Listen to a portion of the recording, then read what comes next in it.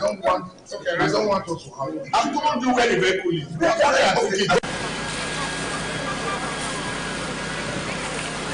The truck was actually coming from Ring Road. It missed a step. So as it was trying to gather itself, it fell.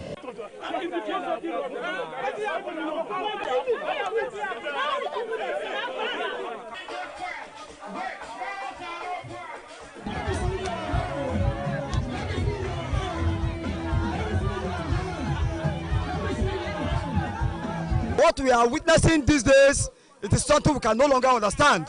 They should stop telling us and promising us all those promises are fake, giving us distance or promises are fake. We don't want it anymore.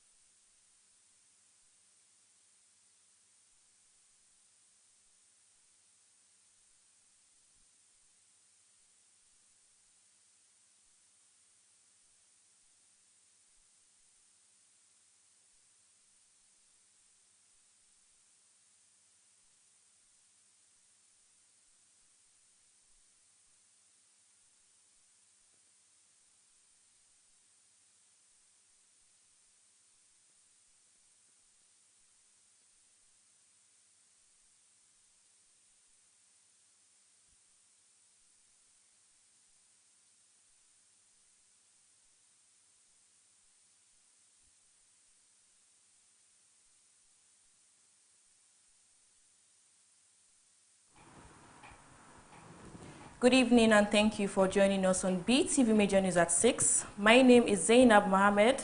Now the news in details. The first plenary session of the Edo State House of Assembly after the New Year and Christmas festivities was on Tuesday disrupted following the discovery of suspected gunshots within the legislative chamber. Beetv News State House correspondent Temitope Oluwafemi reports that the Commissioner of Police in Edo State, Monday Abonika, was immediately invited to investigate the incident. The report. Lawmakers had already begun arriving for the day's sitting when the development was noticed. Among those present and ready to participate in the session were the Deputy Speaker of the House, Right Honorable Samoyi Atu, the Majority Leader of the House, Honorable Jonathan Ibama, Honorable Kingsley Ugabi, Honorable Natasha Osawaru, alongside other members of the Assembly. The situation took a dramatic turn when a cartridge case was reportedly discovered on the seat of the Majority Leader of the House, Honorable Jonathan Ibama, who represents Asan West constituency. The discovery caused immediate concern within the chambers, leading to the suspension of activities for the day. This development prompted the immediate arrival of the Edo State Commissioner of Police, Monday Agbonika, who arrived the Assembly complex with his team.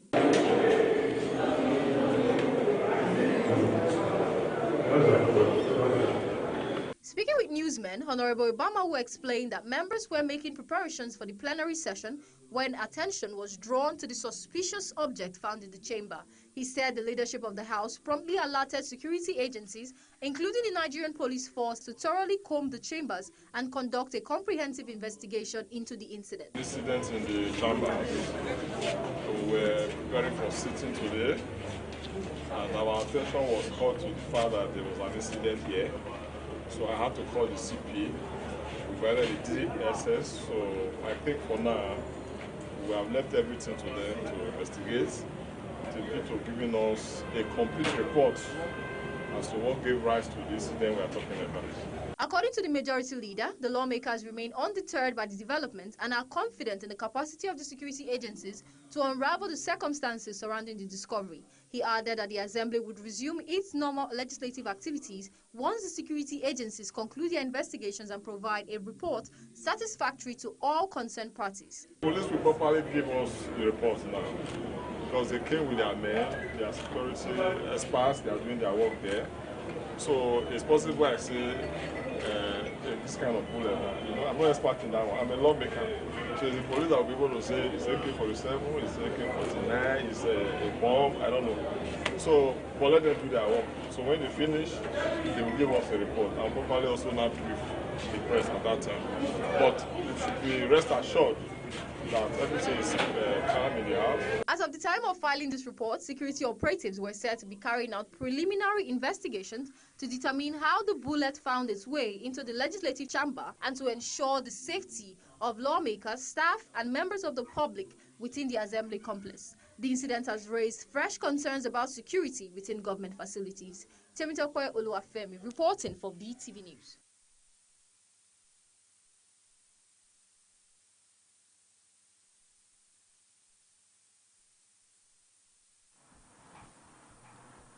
The Edo State Commissioner of Sports, Honorable Amadin Desmond Inabulele, has conducted an inspection of sports facilities across Benin City in preparation for the forthcoming Niger Delta Games scheduled for this month. Beetv News Favor Kolawole has details.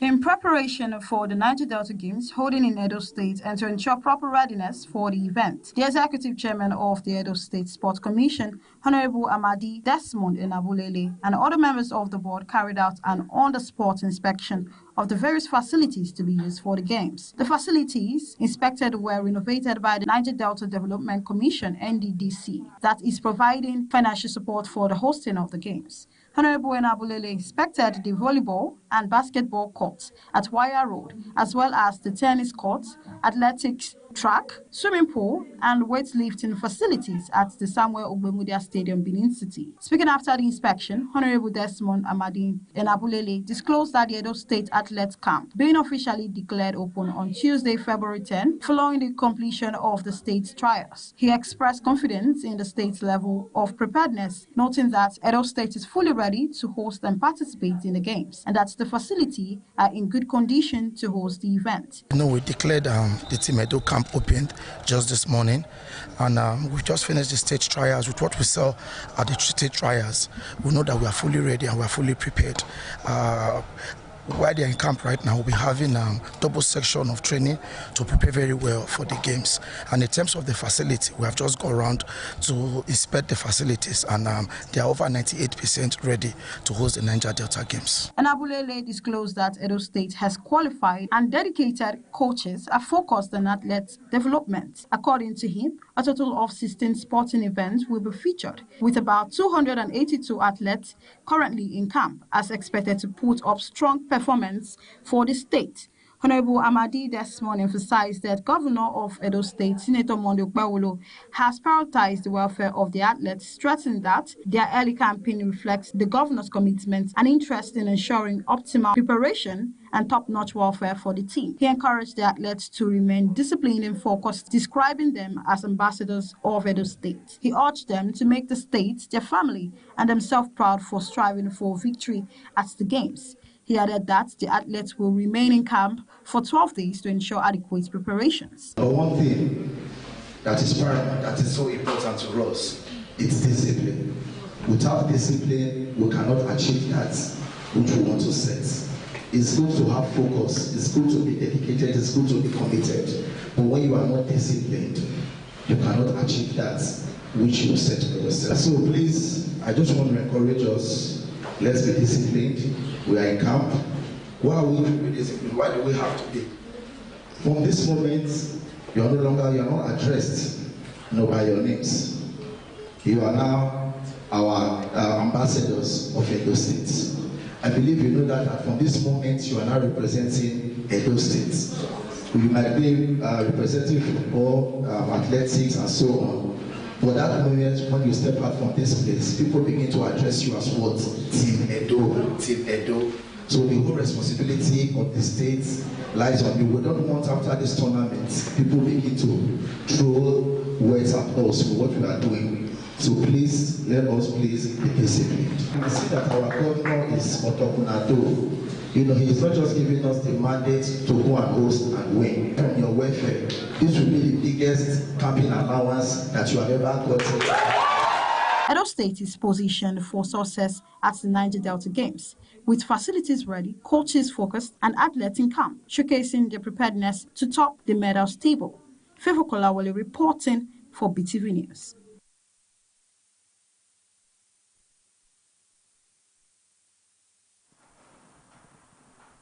A former Deputy Governor of Edo State, Mr. Lucky Imasue, has held a town hall meeting to address the true story behind the establishment of the Museum of West African Art, MOA. During the engagement held in New York with Edo people in diaspora, Mr. Imasue also highlighted the ongoing transformation of Edo State under the administration of Governor Senator Mondo Pebolo, noting that the developmental strides align with the renewed hope agenda of President Bola Ahmed Tinubu. Beetv News Best Orator has details.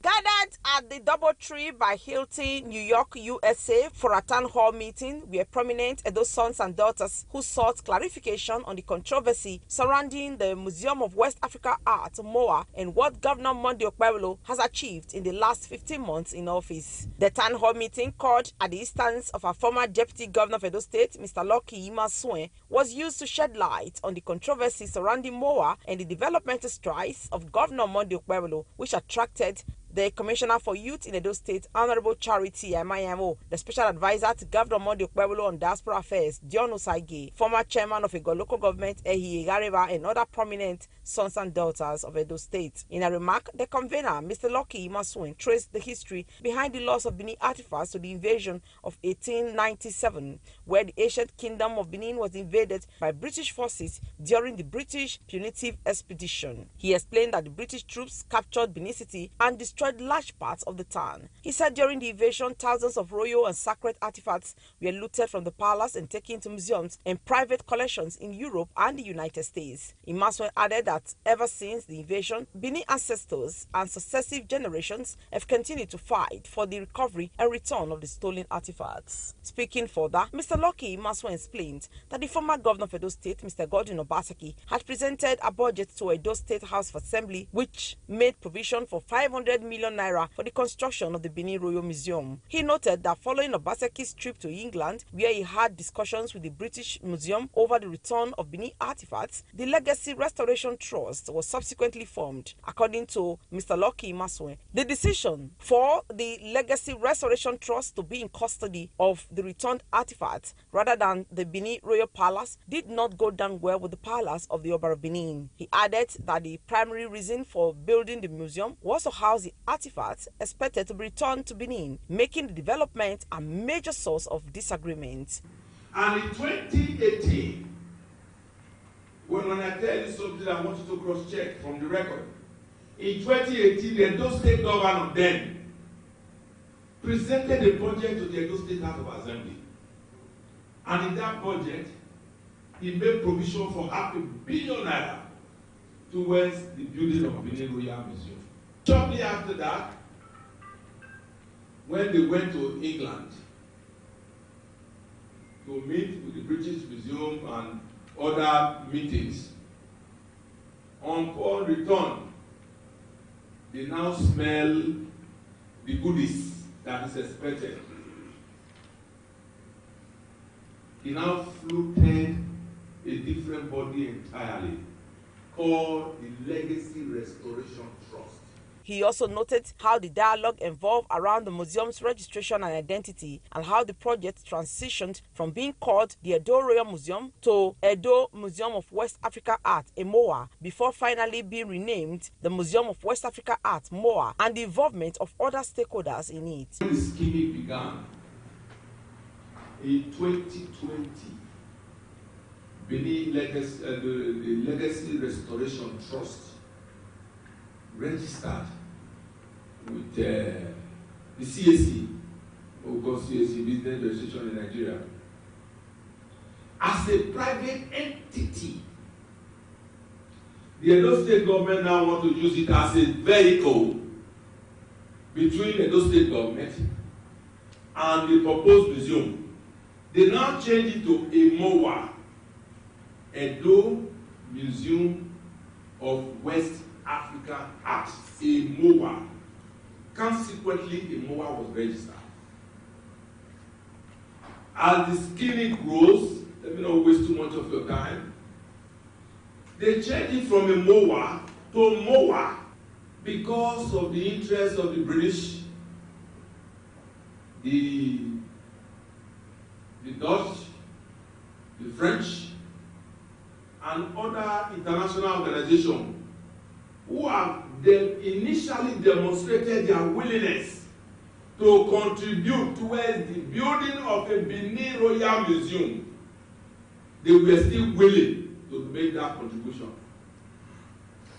Because in MOA, when they go out on international counter, both when they are in Nigeria, because the backing of the government, claim that they were in collaboration with the Benin Royal Museum. On Edo State's transformation, the former deputy governor praised Governor Monday Okpebholo for his developmental initiatives and explained how the governor is driving progress across all 3 senatorial districts of the state. He highlighted the various infrastructural projects, social interventions, and the governance reforms that are shaping Edo State under Okpebholo's administration. Looking at the situation in Edo State, the way I see it, it's like one medical doctor coming to an accident scene. 30 people are crying for help. 10 already dead, so you don't worry about the 10. 20 are crying. You can pass one and go to the other. You are now trying to treat the victim according to the severity of the illness. I mean the injury. Not that they too don't need attention. Edo State is in a dire need of social, political, economic, security infrastructure, reorganization. He also referenced the development of Edo Line, noting that Governor Monday Okpebholo is a silent achiever. Imaswen noted that Okpebholo's efforts in employment creation, his active involvement in addressing the medical needs of Edo residents, and stated that the people are seeing the visible progress. On security, he emphasized that Edo State is making significant strides to ensure the safety and well-being of his citizens. On education, Mr. Lucky Imaswen noted that Governor Monday Okpebholo has built and renovated schools, addressing years of neglect by previous administrations. He highlighted the governor's efforts in accrediting and resolving issues in tertiary institutions, as well as the significant funds being invested to improve education across the state. Imaswen also spoke on the ongoing construction of markets and the expansion of road infrastructure, emphasizing how these projects are improving commerce, connectivity, and overall quality of life for Edo residents. When he came as governor, in terms of transportation, you all know that the Edo line has been moribund. He told me the other day, he said, Your Excellency, we are going to bring a Edo line back, we are going to buy new buses. I said, where you will see the money? He said, Your Excellency, we are on it.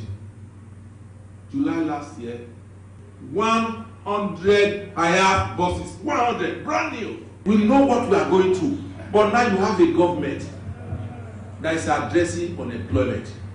For 8 years, some previous government refused to employ anybody. You know why? Because people cannot see it. Go to University of Ekoma, Edo State University of Ekoma is a state government-owned school. Are you people, you are aware of the risk, the endless strike due to non-payment of the workers, both academics and non-teaching staff alike?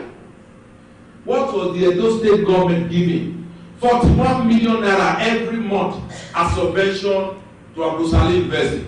He changed it to 500 100 million monthly.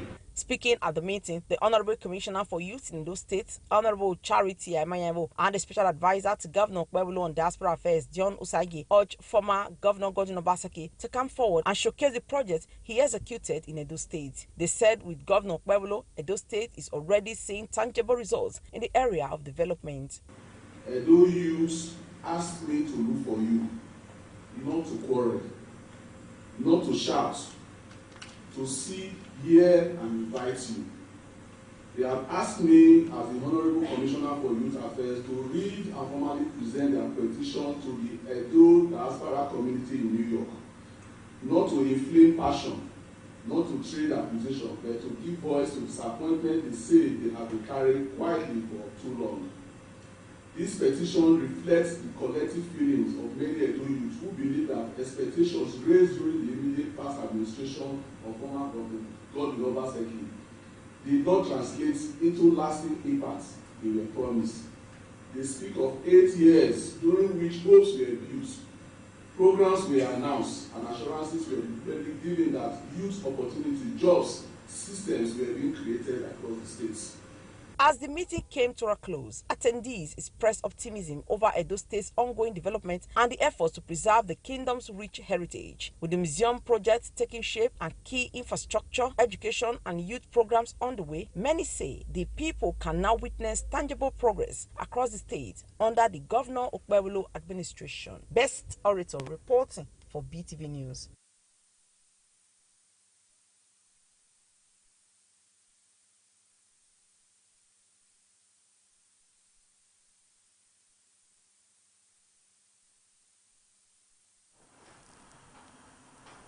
The Edo State Internal Revenue Service has announced a 2-week extension for the filing of annual pay-as-you-earn tax returns. Originally due by the statutory deadline of January 31st, employers now have until February 14, 2026 to complete their submissions. In a statement by Courage Eboibe, head of corporate communications for the EIRS, explained that the grace period is intended to assist employers in navigating the complexities of recent tax reforms. Specifically, the extension aims to ensure all organizations have sufficient time to align their filings with the new provisions of the Nigerian Tax Administration Act 2025. The EIRS directed all employers to utilize the official digital portal to file returns on behalf of their employees. And to be considered valid, all submission must be duly signed and stamped by the employer or an accredited tax agent, and be duly compliant with Section 33 of the NTAA 2025. Despite the window of extension, the Revenue Service emphasized that the law remains firm regarding non-compliance. The agency warned that sanctions will be strictly enforced against the 14 employers in line with Section 127 and 101 of the NTAA. The EIRS encouraged employers to take advantage of the additional days to avoid these penalties. For those requiring technical assistance or clarification, the agency has provided dedicated hotlines at 081-6809-1243 and 081-3097-0146.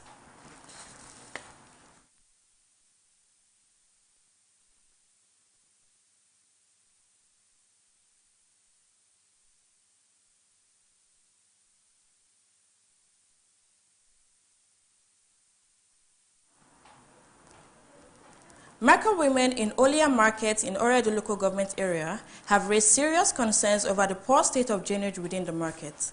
The traders are appealing to the government to urgently come to their aid by clearing and repairing the gutters, as well as carrying out proper maintenance to improve sanitation in the market. BTV News' Evelyn Izibili reports.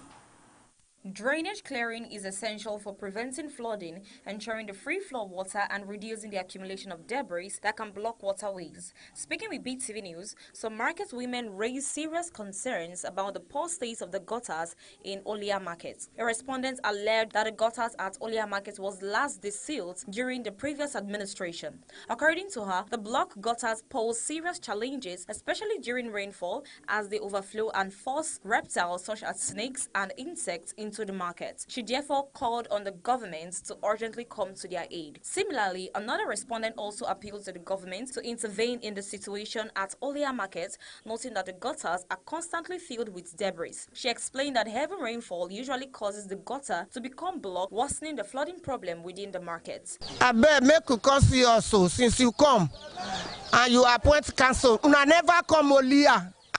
Come look, see gutter. If rain fall now, this rain when it dey fall, before when governor dey, before when this rain won't fall now, they go come remove all the sand and everything when it dey. When rain fall now, it go just they go down to river. But this one now, me una look am, it dey only now the two side, all block. If rain fall, it go fall, it go dry, carry snake and all this bad insect enter people's store. But now every year we dey pay council for shade. I beg government make una come help us. Governor, I beg, our market dirty, gutter, e no good. No come help you, no come help me, no come help people wey dey for this market where our gutter dey fine. Make find petty come, make help me pack and come out. Dirty way dey, many good, may they fine. I beg in our day, government, where they can try make God one for Olia, we God one for Olia. For where we they say, it dirty way, may they find people wey come to carry come out. That dirty way dey. They stated that the gutters are heavily clogged with debris, adding that whenever it rains, the water rises to the brim. She appealed to the government to come to the rescue by clearing and fixing the gutters to prevent further flooding. The respondent appealed to the government for assistance, describing Olia Market as very dirty and in urgent need of maintenance and repairs. Governments are beg. We are market for Olia. Erosion disturb us. If rain fall, all those gutter, water they pack, they come. Water they enter inside market. So they spoil our things. We now see government may come help us. So that's why we they come out. So may government, we they beg, may they come help us. So erosion, they want finish person for here. They finish our things. I beg. Government, I beg. We use God beg una. This only this Kenny. If una come. I will say this Kenny like not fine. It's not good. Children, the market where everybody they come buy something. The market no needs. They will by ourselves. They build all this one. Now we build this market by ourselves. Not the government build. And we they pay for government every month. I beg government. I beg we use God beg una. Mona can repair Olia market for us. For Kenny like Mona can repair them for us. We use God beg una government. I beg. Drainage clearing remains a critical need in preventing flooding, improving sanitation, and ensuring the safety of residents and traders, as traders continue to call on the government to take swift action to address the persistent challenges caused by blocked drainage. Evelyn Zibli reporting for BTV News.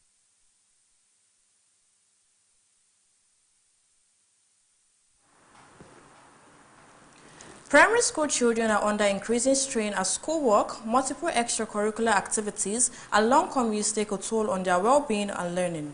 The situation underscores the need for improved school facilities, careful planning, and stronger support for young learners. BTV News' Precious Abulahor reports. Primary school children are increasingly facing challenges linked to excessive extracurricular activities and long school commutings, raising concerns about their well-being and academic performance. Some residents attribute the situation to inadequate funding, noting that many students lack the basic equipment needed for effective learning. We want government to provide a befitting environment for our children to have a better education for our children. So, as a parent, I have children that are going to school.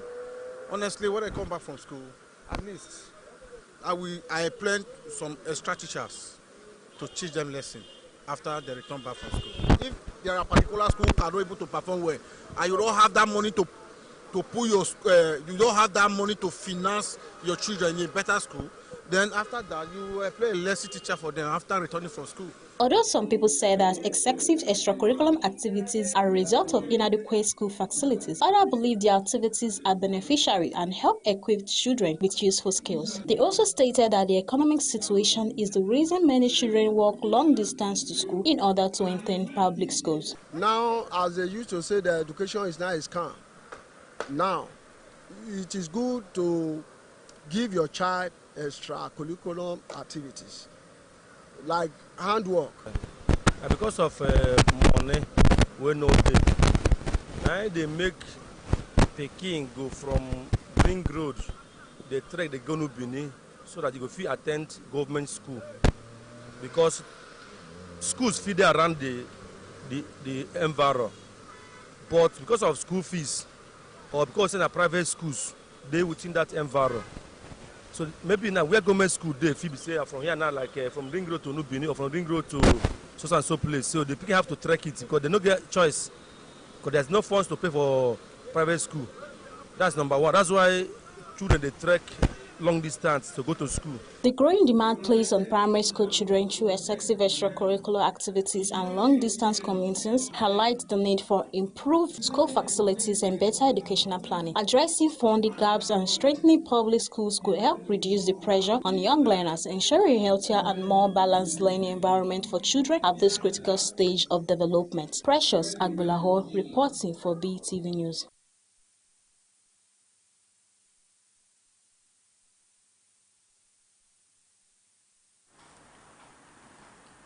The increasing number of women venturing into entrepreneurship has transformed the Nigerian business landscape, underscoring their vital contributions to socio-economic development, community empowerment, and nation's overall economic growth. Beetv News' Kate Owaridowo has details.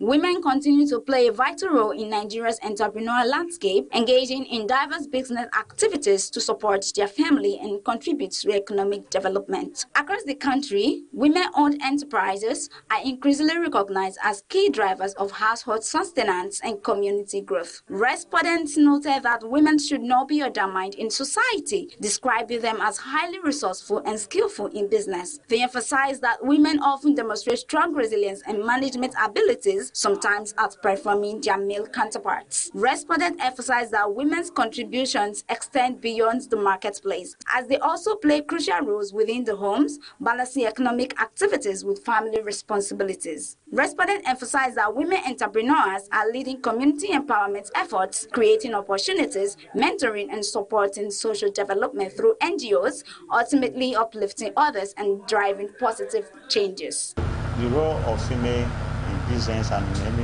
entrepreneurship is very vital, and they are very resourceful. They have the skills, so they cannot be undermined. They are very useful apart from the home front. But when it comes to business, as much as they are very productive and useful in the house, so much more they are also very productive, resourceful. In terms of women matter, let me say they contribute a lot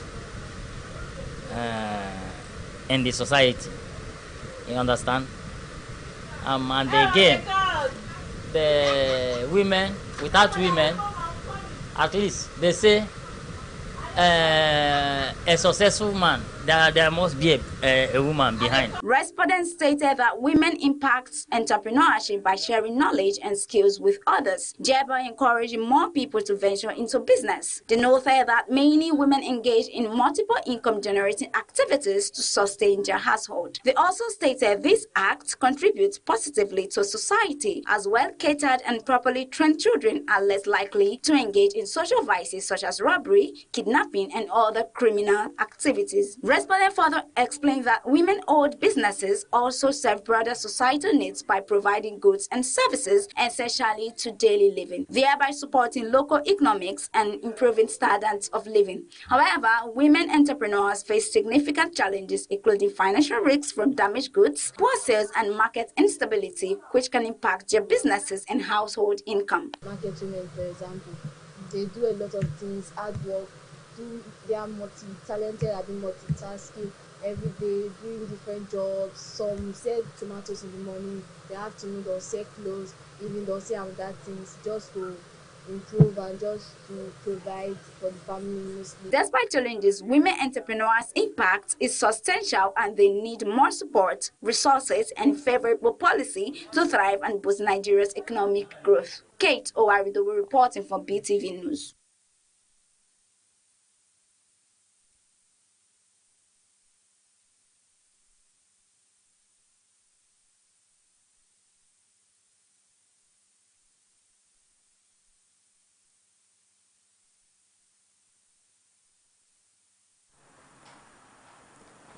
The Court of Appeal in Abuja has ruled that the Senate acted within its rights when it suspended Central Senator Natasha Apota for misconduct. In a unanimous decision by a 3-member panel of justice, the appellate court found that neither parliamentary privilege nor constitutional rights were violated by the suspension. Justice Abba Mohammed, delivering the lead verdict, said the court was satisfied that the Senate's action was lawful.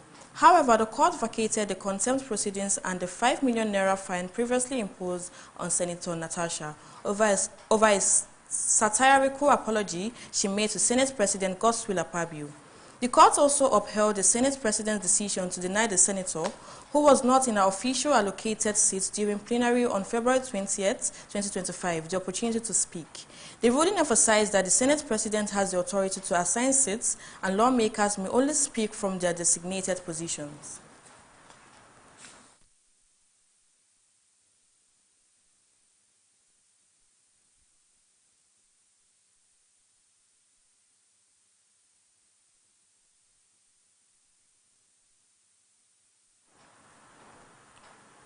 National Agency for Food and Drug Administration and Control, NAFDAC, has uncovered what it describes as one of the largest fake drug warehouses ever discovered in Nigeria. Millions of doses of dangerous, banned, and counterfeit medicines were found at the Lagos Street Fair complex. The operation is being hailed as a major intervention that saved the country from a potential public health disaster. The report. According to the director of NAFDAC's Lagos State Command, the operation, based on intelligence gathered since February 3rd, resulted in the discovery of over 10 million doses of fake drugs and cosmetics. This included counterfeit injections, anti-malaria drugs, syrups, and other harmful products. Injections from different companies. We have sachet products. We have blisters. All of them very, very important medicines. We have some banned products that have been banned for over 15 years.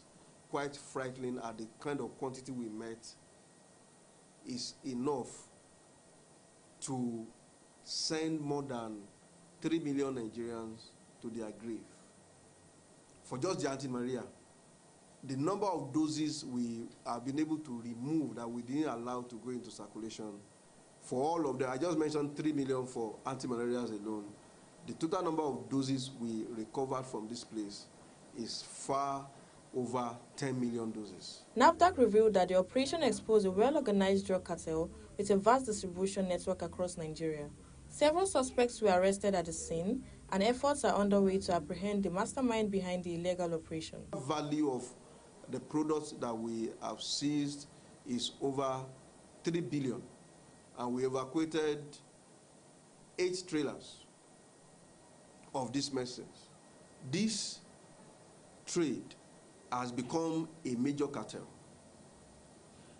that we will dismantle. At NAFDAC's Lagos premises, the scale of the operation was on full display, with tables and floors lined with seized counterfeit goods. For NAFDAC, this discovery is a stark reminder of the significant risks posed by such illicit activities and how close Nigeria came to a catastrophic public health crisis.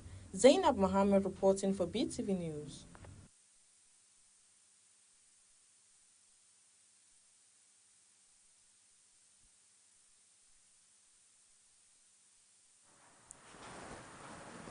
A non-governmental organization, Ama Care and Shelter Initiative, has empowered hundreds of women and children at the Durumi Internal Displaced Person Camp in Abuja with livelihood tools and educational support.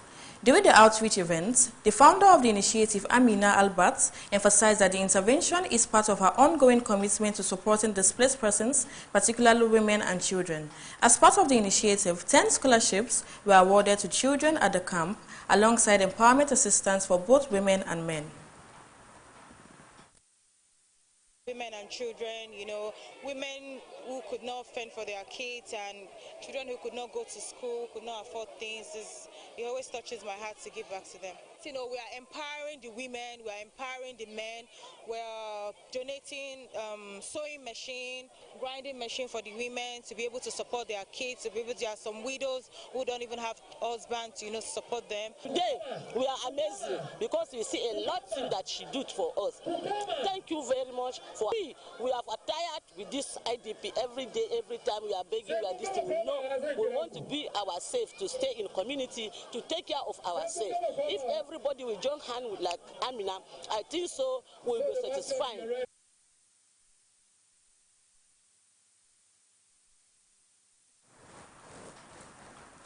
The chairman of the Nigerian Revenue Service, Dr. Zak Adedeji, has called for urgent action to reduce Nigeria's reliance on the export of raw materials. He emphasized the need to embrace innovation, ideas, and the production of complex products as key drivers for achieving sustainable economic growth and national prosperity. The report. Obafemi Awolowo University Faculty of Administration hosted its maiden Distinguished Personality Lecture with the theme From Potential to Prosperity, an Export-Led Economy. The lecture focused on strategies to build a diversified and resilient economy that can deliver prosperity to the masses. Dr. Zak Adedeji, the guest speaker, emphasized the importance of learning from global experiences. He urged Nigeria to conduct comparative studies of the successes and failures of countries such as Vietnam, Bangladesh, Indonesia, South Africa, and Brazil in order to chart a more prosperous economic future. A total paradigm shift in how we think about economic policy. We have to move away from short-term management of oil revenue and ineffective protectionism. Instead, we must embrace a long-term coherent strategy aimed at building our productive capability and increasing our economic complexity. We can transform the abstract goal of diversification into a concrete roadmap, identifying the adjacent industry where we can actually succeed.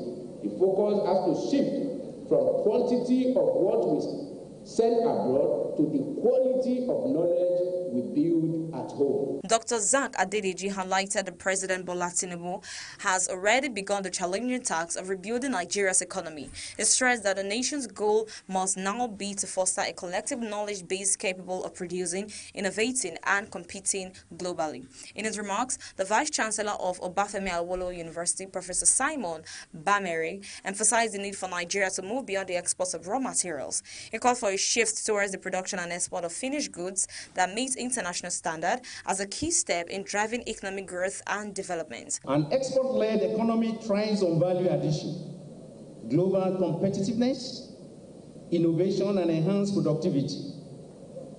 So achieving this, however, requires a strategic shift from the exploitation of raw materials to the production of high-quality finished and semi-finished goods. The event featured a variety of activities including Google Messages, drama presentation, and cultural performances. A highlight of the day was the conferment of a distinguished award in fiscal policy and administration on Dr. Zak Adedeji for his outstanding contribution to the field.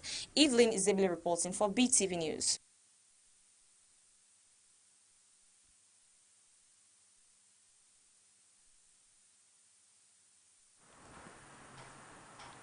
Members of the All Progressive Congress in Anambra State have petitioned the party's national chairman, Nentawe Yilwada, accusing certain individuals of attempts to derail the upcoming ward, council, and state congresses. The members argue that there are ongoing efforts to ensure the continuation of the incumbent executive's leadership. In a petition jointly signed by stakeholders following a key meeting in Awka, the members expressed concerns over moves that would undermine the scheduled congresses. A copy of the petition has been forwarded to other key stakeholders and national officers of the party.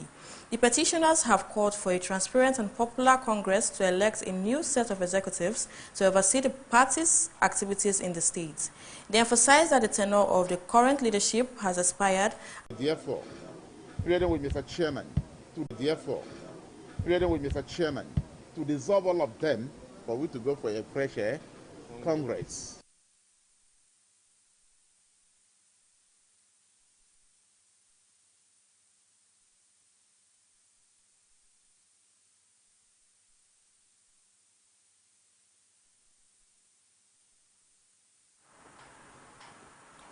Now to the world of business. A new study by the African Finance Corporation reveals that Africa hosts $29.5 trillion in mineral wealth, making up to about 20% of global mineral resources, but captures only a small portion of its economic value.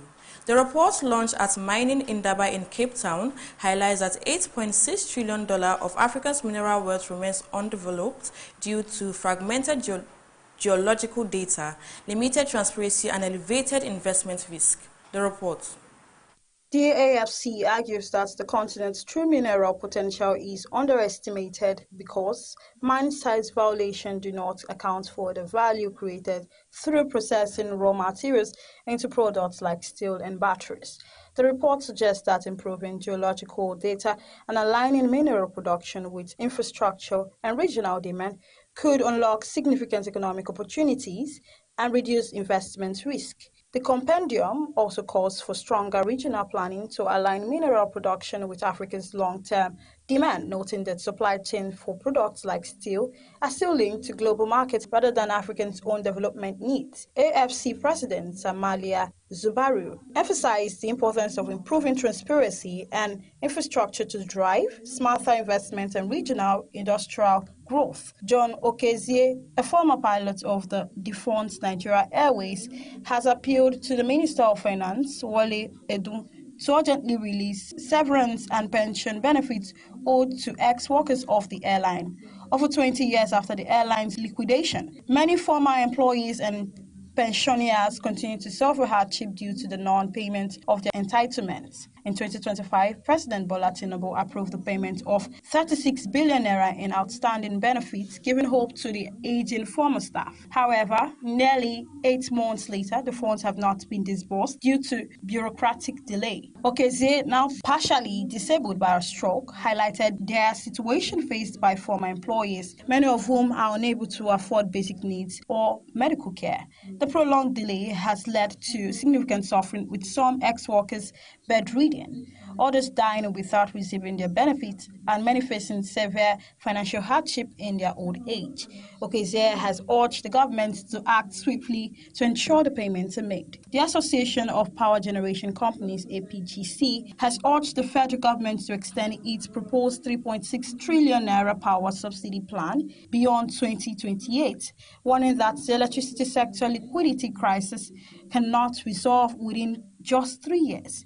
The plan, which aims to allocate 3.6 trillion naira from the Federation accounts for power subsidy between 2026 and 2028, is intended to alleviate the sector's financial strain. The proposal, detailed in medium-term expenditure framework for 2026 to 2028, aims to distribute the subsidy burden across federal, state, and local governments. It reflects a swift toward greater fiscal transparency and a more equitable sharing of electricity subsidy costs, with 1.2 trillion naira earmarked and subsidy payments each year from 2026 to 2028. While APGC CEO Joy Ogaji welcomed the government initiative as a proactive step, she cautioned that the plan would only be effective if properly implemented, fully appropriated, and supported by strong political will. Without these measures, she warned the subsidy plan may fall short of addressing the sector's deep-rooted financial challenges. Favor Kolawole reporting for Beetv News.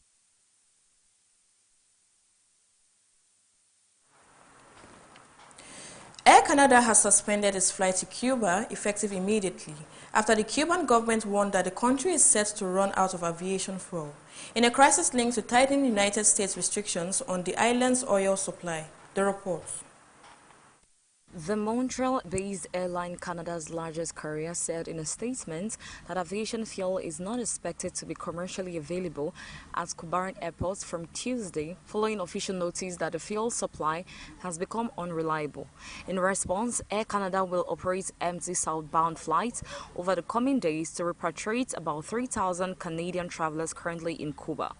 Air Canada normally operates roughly 16 flights per week from Toronto and Montreal to destinations including Varadero, Cayo Coco, Holguin, and Santa Clara.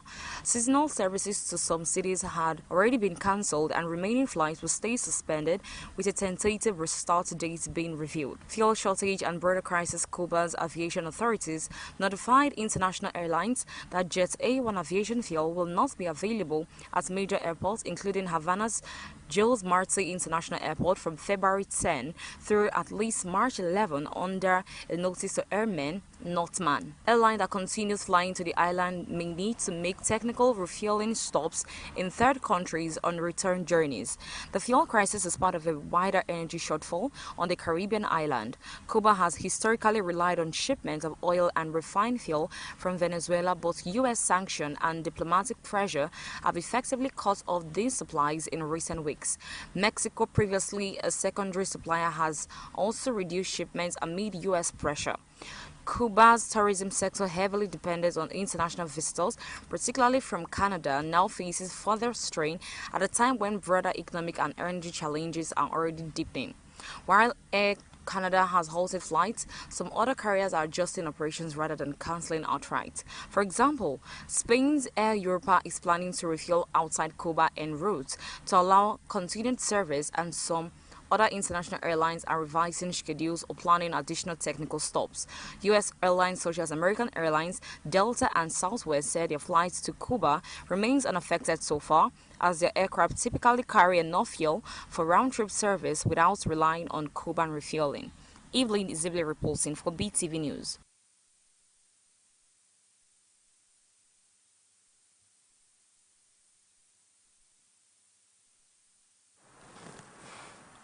Big Brother Naija power couple Teddy A and Bam Bam have sparked speculation about trouble in their marriage following recent developments on social media. Rumors of a possible rift intensified after Teddy A carried out a solo Christmas photo shoot, raising eyebrows among fans who noticed the absence of his wife. The report. Further fueling the speculation, online observers revealed that the couple have unfollowed each other on Instagram, with Teddy A also deleting photos of Bam Bam from his page. The rumors come amid past controversies surrounding their marriage. In a recent interview with media personality Chudeji Domo, Teddy A revisited allegations of domestic abuse that once trailed their union, describing them as false, shocking, and emotionally damaging. He disclosed that the claims negatively affected his mental health and reputation, plunging him into a period of depression. In another development, Halima Abubakar cries out needing help for her surgery. Nollywood actress Halima Abubakar has made an emotional appeal for financial assistance, saying she urgently needs money to undergo brain and spleen surgery. This comes days after she took to social media to lament that she was being chased out of her home in Abuja. It would be recalled that since 2022, the actress has been battling with various health issues following her beef with renowned clergy Apostle Johnson Suleiman. In a distressing message shared publicly, the actress said she was no longer ashamed to ask for help, stressing that her situation had become critical. She noted that she needs financial help to undergo her surgery. To lend credence to her situation, she attached photos from the National Hospital showing her diagnosis and her condition. Chaperone leaves talent agency led by Cassie Wasserman after Epstein fallout. Chaperone announced she is no longer represented by the Wasserman Talent Agency led by Cassie Wasserman after his past communication with Maxwell was revealed. Rowan emphasized her decision was based on protecting her team and upholding moral values, stating no one should defend action that conflicts with their beliefs. Wasserman, who also chairs the LA 2028 Olympics, expressed regrets for his past interactions with Maxwell, denying any relationship with Epstein. Despite this, calls for his resignation have grown, with artists like Rowan distancing themselves from him. Other artists, including the bands Wednesday and Beach Bunny, have also severed ties with Wasserman, citing disappointment over his association with Maxwell and a desire for accountability in the industry. Zainab Mohammed reporting for BTV News.